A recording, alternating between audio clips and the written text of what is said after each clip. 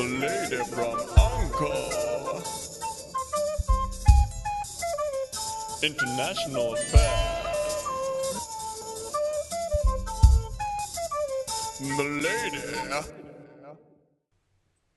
Hi, today I want to take a look at best practice for setting up a YouTube channel to be used by a company. And the reason that there is a best practice is because YouTube channels are owned by individuals and not by companies. And individuals own YouTube channels through individual Google accounts. So what would be best practice for a company to set up a YouTube channel that they essentially have some or as much control as possible over?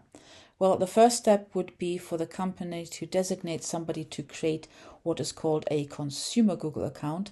That is a Google account that does not use Google Workspace. So if your company uses Google Workspace for your email, do not use a company email address. Instead, have the individual, the designated individual, create a Gmail email using Google account, and that is free to use. So have them set up a Google account with their first and last name, and very importantly, their date of birth and not that of the company, and have them agree as the individual to Google's terms of service.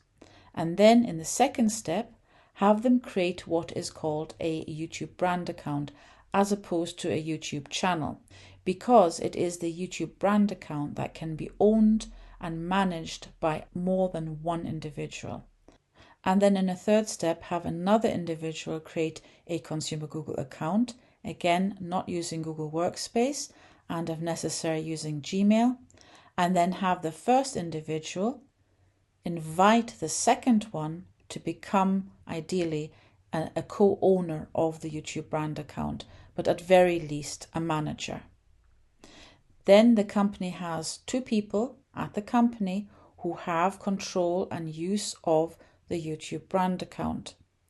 At this point, these individuals can upload content to YouTube on behalf of the company. The reason it's best practice is because of the fact that the ownership rests with the individual and not with the company.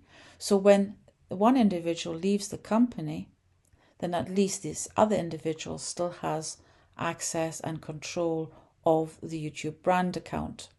In an ideal world, if the owner were leaving, you would want them to pass on ownership to somebody else. But of course, we know that that doesn't always happen in practice. So do make sure that you have at least two Google accounts that have ownership of the YouTube brand account in case one should leave without first handing off ownership. Thank you for listening and goodbye.